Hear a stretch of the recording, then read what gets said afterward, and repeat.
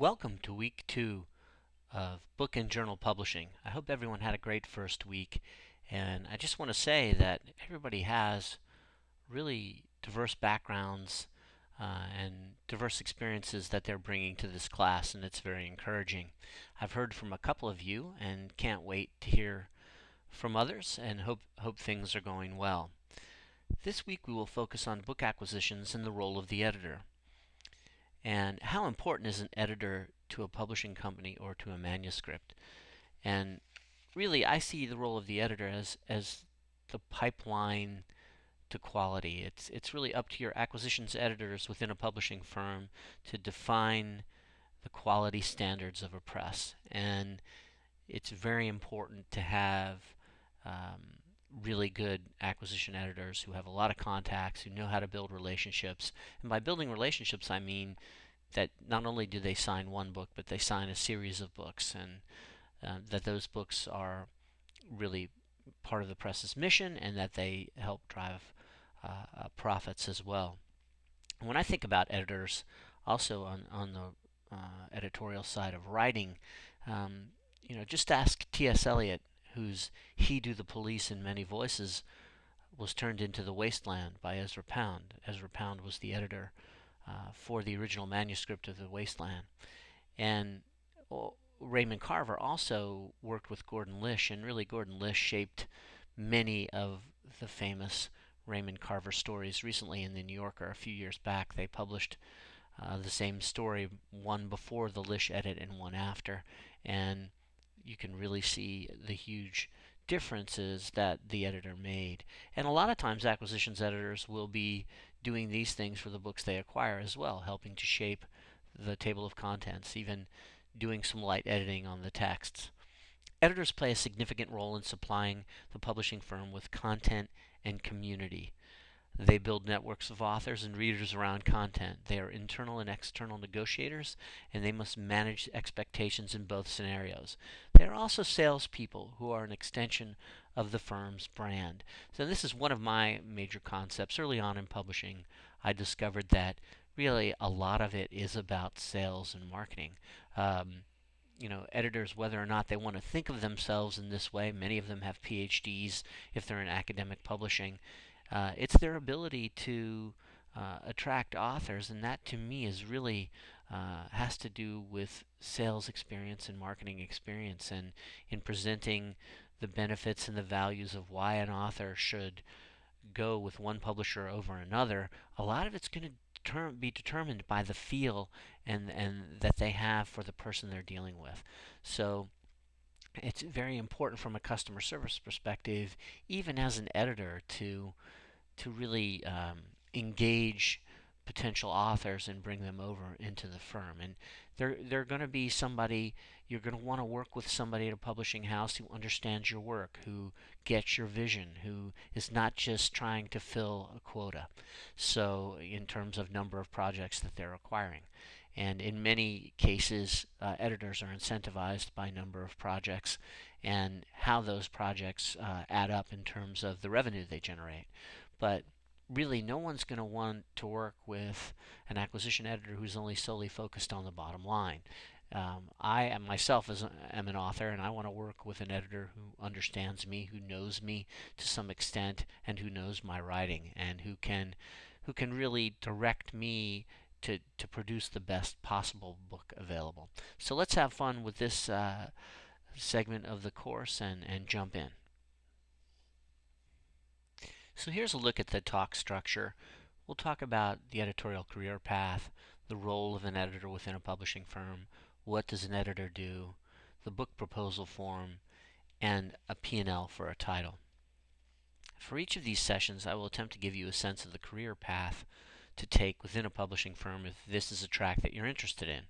We'll talk about the importance of an editor and editorial within a publishing firm, how the editorial department is perhaps the most significant investment and takes up a large portion of a firm's capital, both in salaries and in advances and other cash outlays before a book is even published.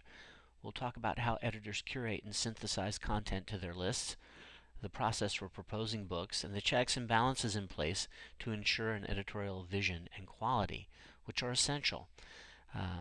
This is a very ensuring quality, maintaining vision. Those are really essential pieces in a successful publishing program.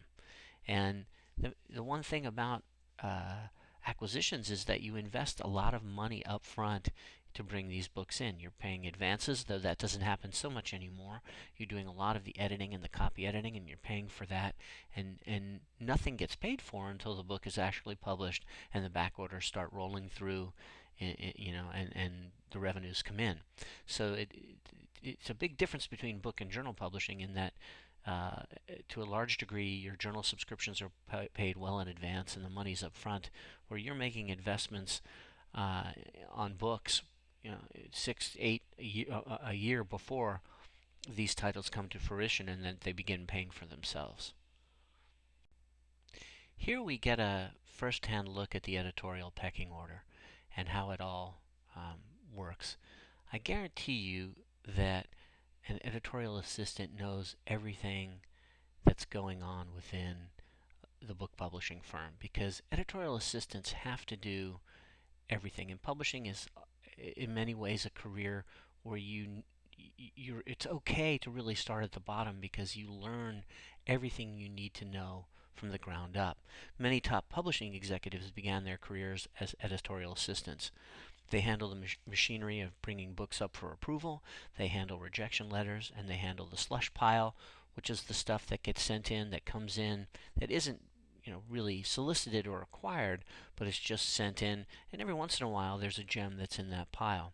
This is the best place to learn the business, and a detailed-oriented person is the best fit for an editorial assistant. Learning from the editor will accelerate the rise from this position. There is a payoff for good work, and that is moving up the ladder to associate editor. Associate editors will handle a small list, maybe one that is being transitioned or has been reduced, or where there are commitments still in place that need to be honored. This is a great place to cut one's teeth and learn the ropes of presenting a title. We have them at the Johns Hopkins University Press, and sometimes they're handling the regional list, the books that we do about Maryland and Baltimore, and things like that. A full-fledged editor will manage 1 or 2 high-profile subject areas, and the editor-in-chief is responsible for all of the signing goals and the overall P&L responsibility for the program. They are also the protectors of the brand and the stewards of the quality, and they're responsible for setting the vision and the direction of a publishing program. Senior editors usually have 7 to 10 years of acquiring and building strong performing lists that determine and define a publisher's reputation. They also mentor the younger and inexperienced staffers. Editors-in-chief must be aware of all the projects at once, stay abreast of technology, advocate for their program at the C level, at the CEO level, and keep all of their relationships intact with production, sales, and marketing, and with the president of the division.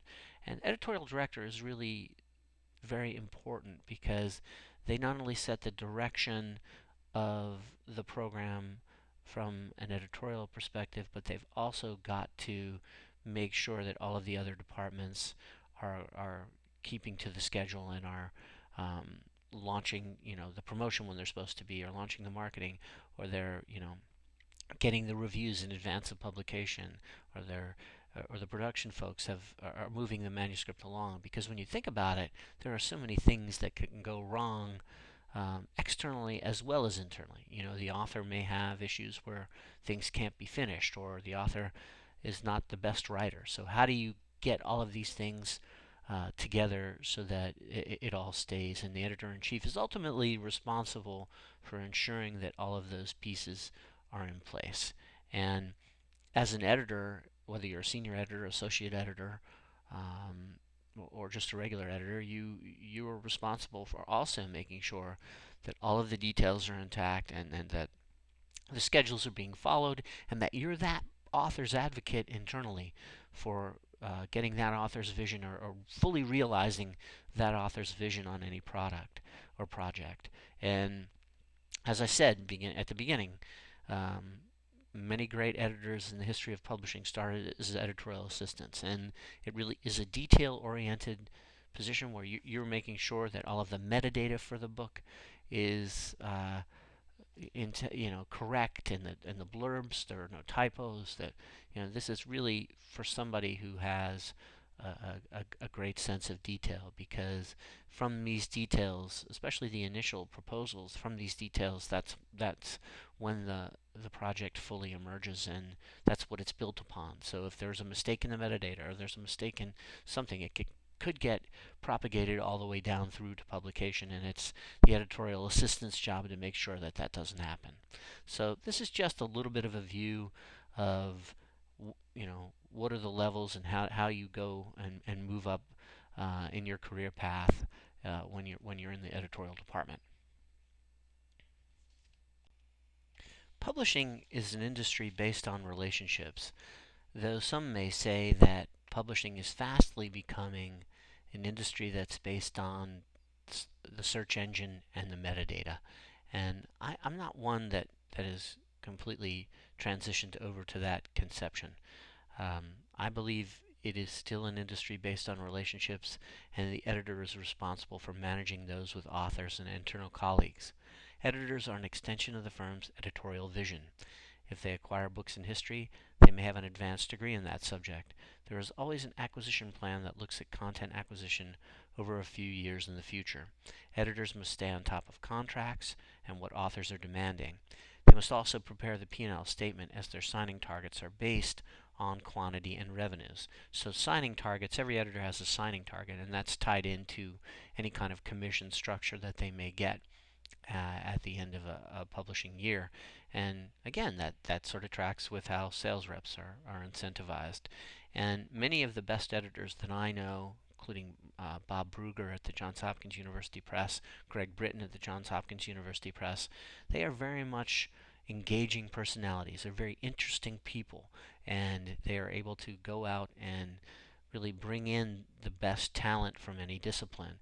Of course, the brand of the Johns Hopkins University Press doesn't hurt, but these are very interesting and engaging, and people with great personalities who can really bring in high quality content from the market. And that's really kind of the most that this is where the the kind of zeitgeist, or the vision for a press exists in your editorial department, because that's really who you are as a publishing company. Um, there's ownership of the project from start to finish, and I did a book for Temple University Press and worked very well with Alex Holtzman, who was the editor there.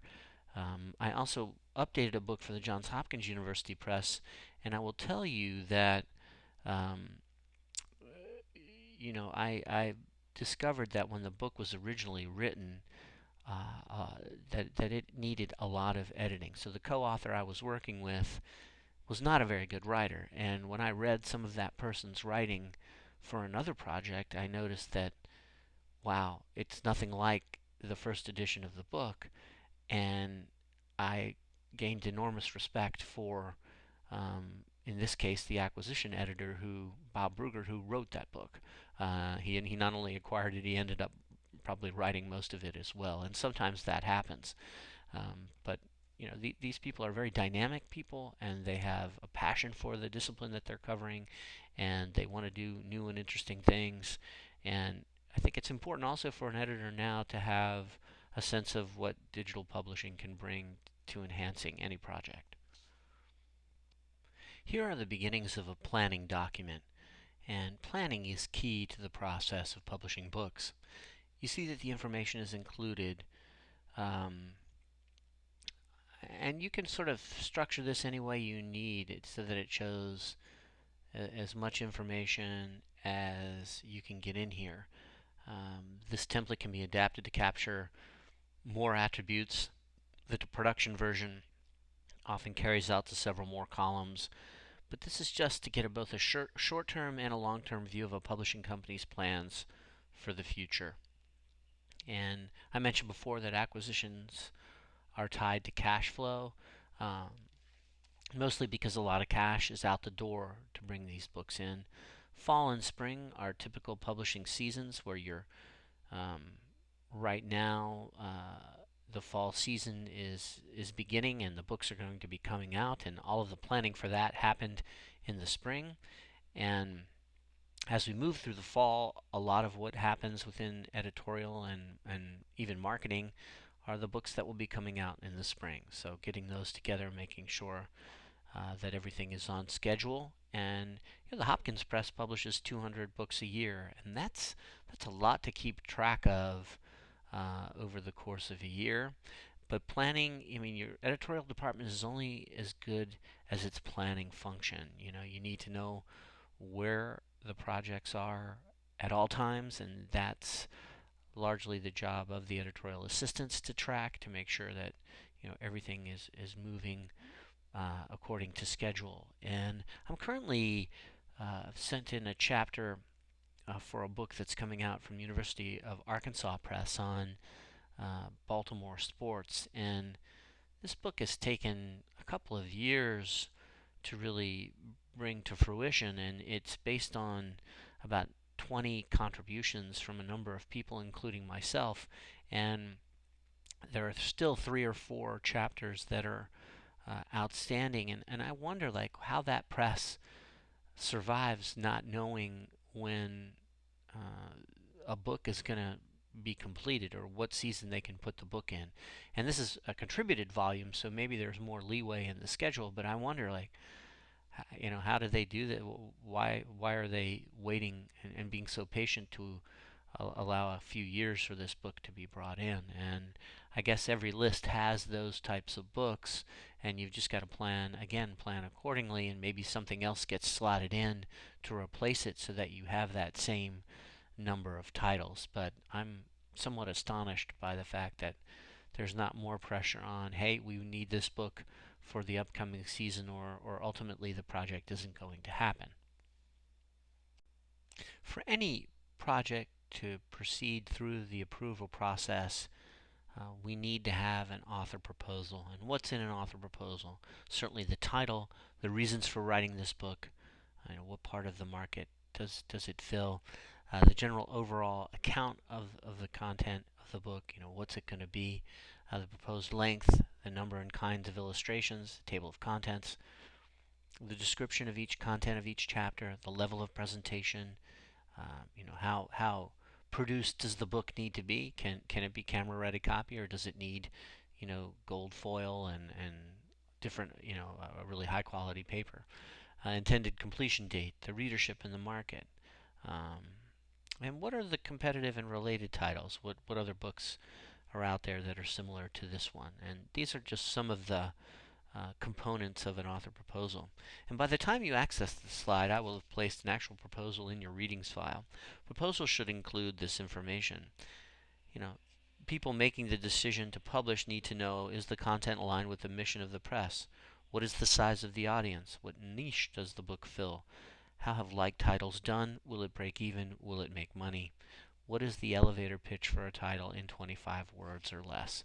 So, and this is really, nothing can move forward without a really good author proposal, and one that may have to go through several iterations before it's good enough and it's fulfilling all of the objectives of the press for it to proceed.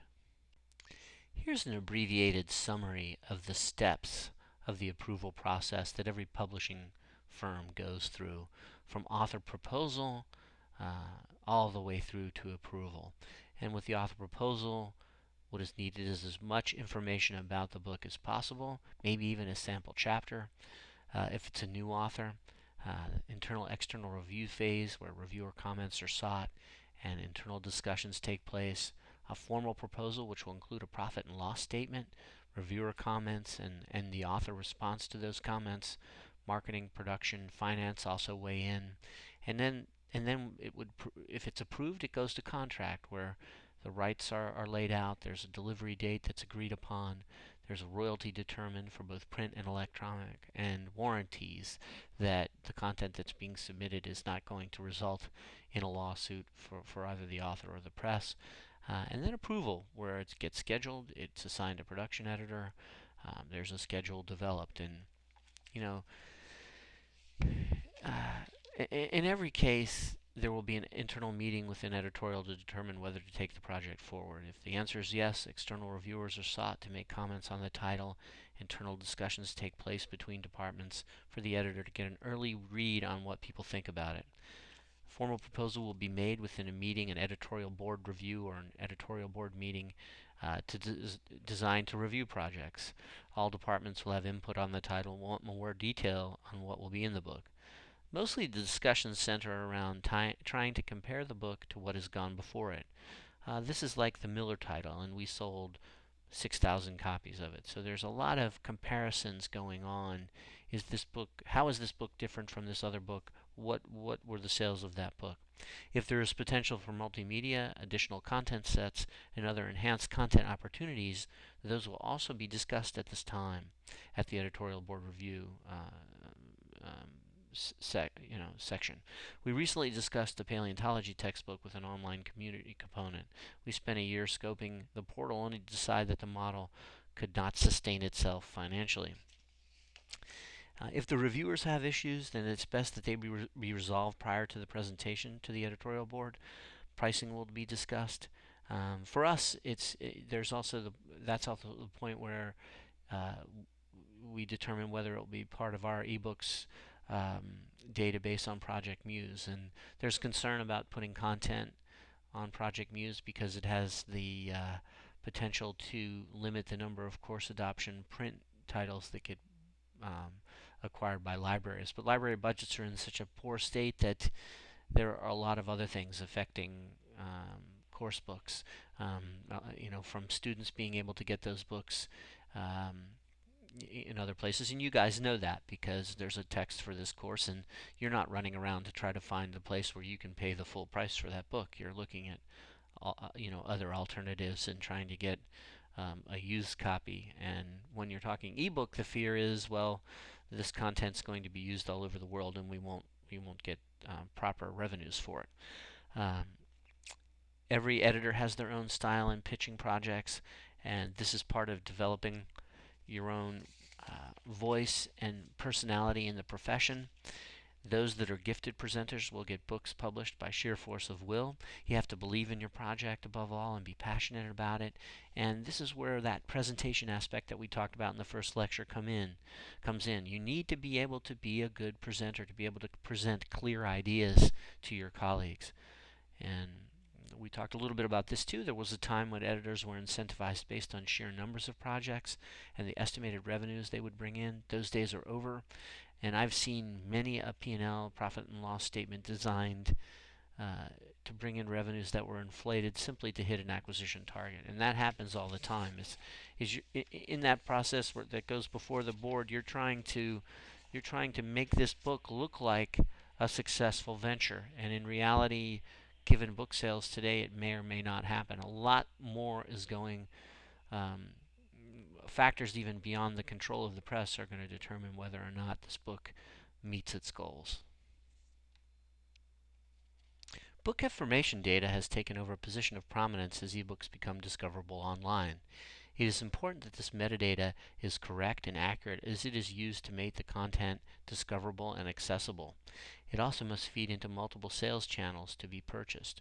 When you think of Amazon, or you think of Google Books, or any of the other aggregators that have to have this information. When you remember that chart in the first lecture about wholesalers and distributors, they all need to have all of this information, and it needs to be accurate because it gets propagated through all kinds of library databases and sales databases for consumers, and that's really ultimately where the book is going to be discovered.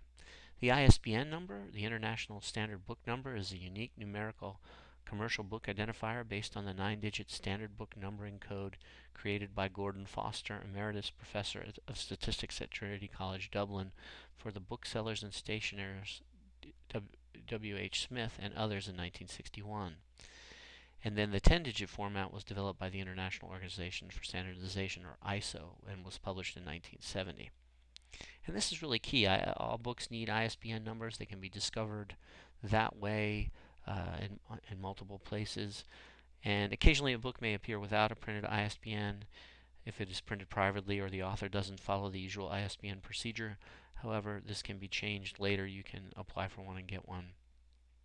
A similar numeric identifier, the International Standard Serial Number, identifies periodical publications such as journals and magazines.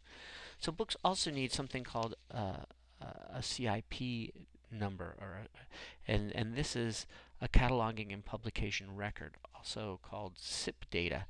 It's a bibliographic record prepared by the Library of Congress for a book that has not yet been published.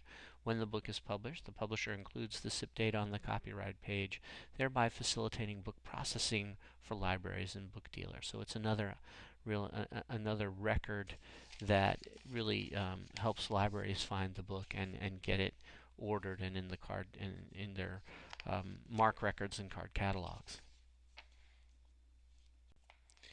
Here's a P&L for a book of poetry written by Brian Swan, who was a professor of mine at Columbia University in the late 80s, and I was called in to advise on this title by the press. And this is a P&L for that book, and they really provide the foundation for a book's performance, and it also tracks to that acquiring editor's portfolio as well. The title "In Line" will be changed. It's a terrible title, I think. In Line. We didn't really know what that meant. And the manuscript itself was kind of a collection of poems that didn't really have an overriding theme. Notice on the print run, or the number of copies printed, that there are 600 covers that are included. These will be reused to recover the books when they are returned to the warehouse. So yet again, another expense that you need to budget for. From the PP&B, or the print, press, and bind portion of the P&L, we get a unit cost of $9.28 based on 300 copies. After the 300th copy is sold, it will go into print-on-demand status and can be ordered via that channel. And print-on-demand is becoming more and more prevalent as folks are really trying to streamline their production operations and just allow for certain kind of books to be purchased as the demand warrants the purchase.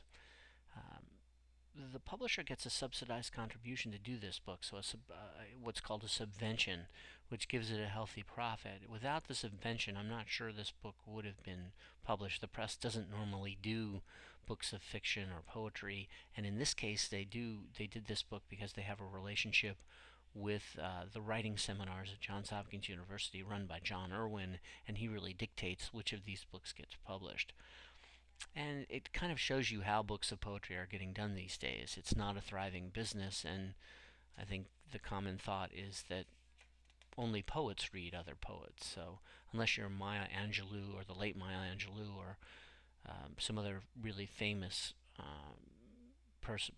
poetry personality, it's going to, most likely that book's going to have a tough time getting published. But here's an example, and you can look at all the different aspects. What sales are estimated, what the gross profit is going to be, and that's, in this case, the sales plus the subsidy minus the manufacturing costs. So again, the P&L is really a tool to be used by the publishing firm to determine a book's success and ultimately the editor's success for that list of titles. Whenever possible, I'm going to try to introduce case studies to make this content come alive in new and exciting ways for you, and you'll be able to see how these concepts that we're talking about, how they play out in real life. And this is one of my favorite case studies of all time, and it occurred when I was Director of Content for the American Society of Training and Development. One of my responsibilities, in addition to acquiring books, was to organize a 400-title, 19,000-unit bookstore at the annual convention. It took close to 3 days around the clock to set up. We worked with 30 publishers and started putting together the book list in January before the June meeting. We ordered books at an agency discount of 35%, which is in and around the standard discount. We had to ship them to the meeting and bring them back to their publishers, and had to find a price point that was at least as good as what Amazon was offering, because attendees and members of the society brought their laptops into the bookstore to check our prices. Uh, and what we were doing was building the largest assemblage of curated workplace learning content in the world. My boss, the president of the society, was giving the plenary lecture about social media and training on the first day of the show. And we asked him early on in the year what books he would be featuring in his presentation. And we found out 4 days before the show was about to begin. And one of those books was called Grown Up Digital by Don Tapscott, and it was sold by McGraw-Hill, and Groundswell by Charlene Lee. We ordered 75 copies each of those books, and they were FedExed at great expense to be there on time. Well, he knocked it out of the park. He gave an outstanding talk, basically telling trainers that they would be extinct if they didn't start using social media. And at that time, during the economic collapse, it was a very cheap way to offer training tips and training techniques, through technology.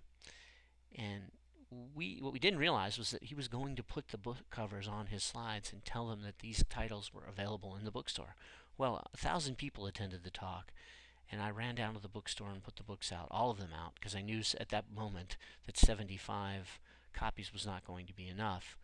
We bundled other resources together with research reports on social media and anything we had that had to do with social media and learning and training. And we made 25 $200 bundles of books and the research reports, and within 45 minutes after the talk, we sold out of everything. We ordered more books and raced back to the office to grab more research reports, and we sold out again. We could have sold, I would say, easily 600 to 700 books if we had them, and we would have done that in one day. My boss asked me why we didn't have more on site, and to give you an idea, this is a bookstore that makes anywhere from $260,000 to $300,000 in 3 days of the meeting. And I thought about it, and then I said, well, we didn't get the number of titles in advance, and we knew that if we weren't going to be able to ship 500 copies 4 days before the show to be able to make any kind of profit at all. So at the end of the meeting, I went up to him and I said, let's do this again. And he said, what do you mean? I said, let's sell your book next year. And over the course of the next year, and a really fast cycle time for publishing a title, we came up with a book called The New Social Learning, and we found a writer to co-author it and a co-publisher, Barrett Kohler, who you'll be familiar with in this class. And the book sold 7,000 copies in 6 months. So out of this whole experience, I got the idea to, why don't we sell our own book? We're going to, instead of buying it from another publisher at a discount, we have our own title, and we can sell this and generate revenues for the association for it. And it went very well. And that just goes to show you that when you're close to the market, especially working in a bookstore, a lot of editors come from that retail experience of working in a bookstore because they get a sense of what the market wants in a given area. And this was ready-made for us. It was a great talk that he gave, and I was really upset that we weren't able to sell more of the copies. And the next thing you know, we've got our own book on the subject, and that's kind of the way publishing works. And when you're in editorial, you think about these things and how can you develop synergies with the content that you're acquiring. And this is a good story that came out from a really valuable learning experience that I had. And with that, I'm going to end part one of this lecture, and we'll start talking about the next part of this lecture in the new in another presentation, and where we're really going to focus on what an acquisitions editor does. Thank you.